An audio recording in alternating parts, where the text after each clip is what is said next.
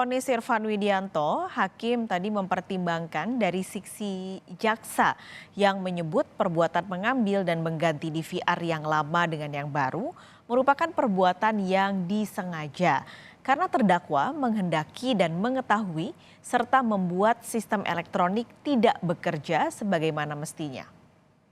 Menimbang berdasarkan alat bukti keterangan saksi Aris Julianto, saksi Cuk Putranto, saksi Baikuni pada tanggal 13 Juni 2012, selanjutnya the unit DVR sebagai sistem elektronik yang salah satunya berisi hard disk telah dikembalikan Cuk Putranto melalui saksi Baikuni Wibowo kepada terdakwa. Kemudian terdakwa menyerahkannya kepada saksi Rifaizal Sumual. Menimbang bahwa berdasarkan fakta hukum tersebut di atas yang berasal dari alat bukti saksi-saksi yang saling bersesuaian juga dengan keterangan terdakwa, terdapat perbedaan argumentasi antara penuntut umum dengan penasihat hukum terdakwa yang pada pokoknya penuntut umum berpendirian bahwa perbuatan terdakwa yang sudah mengetahui pada tanggal 8 Juli 2002 di rumah saksi Ferdi Sambo terjadi peristiwa tewasnya Brigadir Nofriansah Yosua Huta Barat yang semula disenariokan oleh saksi Ferdi Sambo peristiwa tembak-menembak dan kemudian terbantahkan skenario tersebut setelah diketahui ternyata dalam video yang diputar dan disaksikan oleh saksi Arif Rahman Arifin Cuk Putranto, saksi Baikuni Wibowo SIK, Brigadir Nofriansah Yosua Huta Barat masih hidup ketika saksi Ferdi Sambo sampai di rumah Duren 3 nomor 46 dari Magelang. Kemudian terdakwa pada tanggal 9 Juli 2002 yang keberadaannya di Komplek Kodon 3 atas perintah atasannya yakni saksi Ari Cahaya Nugraha menemui saksi Agus Nupratia. Lalu saksi Agus Nupratia memerintahkan terdakwa ambil dan ganti DVR dengan yang baru dalam tanda kutip dan melalui bantuan tenaga teknisi saksi Chong Jifung alias Apung telah mengganti 2 DVR yang ada di pos Sapam Kompleks Polri Duren 3 dengan yang baru. Perbuatan mengambil dan mengganti DVR yang lama dengan yang baru menurut penuntut umum merupakan perbuatan yang disengaja karena terdakwa menghendaki dan mengetahui mengganti DVR yang berakibat tergabungnya sistem elektronik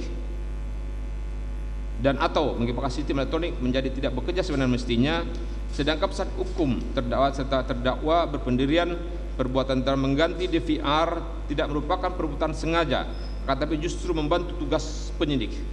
Menimbang bahwa di persidangan baik penuntut umum maupun terdakwa penasihat hukum terdakwa masing-masing telah menghadirkan ahli hukum pidana sebagai berikut. 1. Dr. Flora Dianti Esa, ahli hukum pidana yang dihadirkan oleh penuntut umum berpendapat Pasal 1 ayat 1 jika perintah dalam kewenangannya tapi disanakan tidak sesuai dengan kewenangannya dapat dipersalahkan.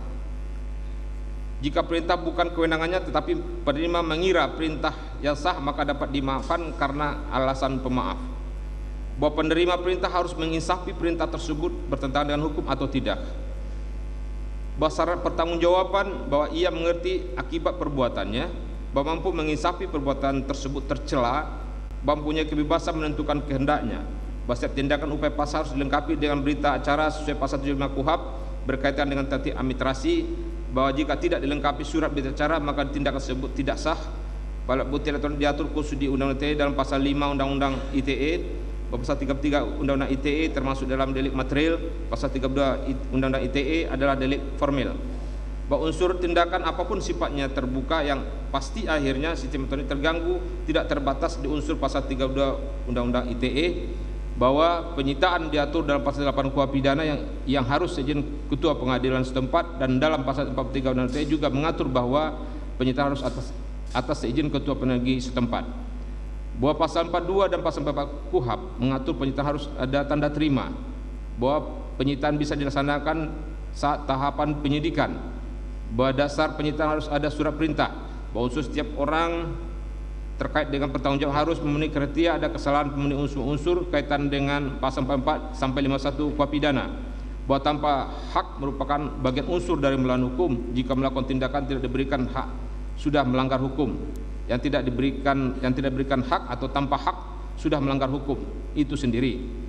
Bahwa mens rea adalah unsur kesalahan kapan kesalahan itu ada, berkaitan dengan pertanggungjawaban pidana, dolus dan culpa, berkaitan unsur psikologis apakah menginsafi perbuatannya, merupakan perbuatan melawan hukum, artinya mensrea adalah niat jahat atas suatu perbuatan, harus ada pada tujuan perbuatannya. Bahwa jika seorang tidak mempunyai niat jahat tapi punya pengetahuan dan dia melakukannya mengetahui akibatnya dan bisa memastikan pasti terjadi atau mungkin terjadi, maka bisa dihukum.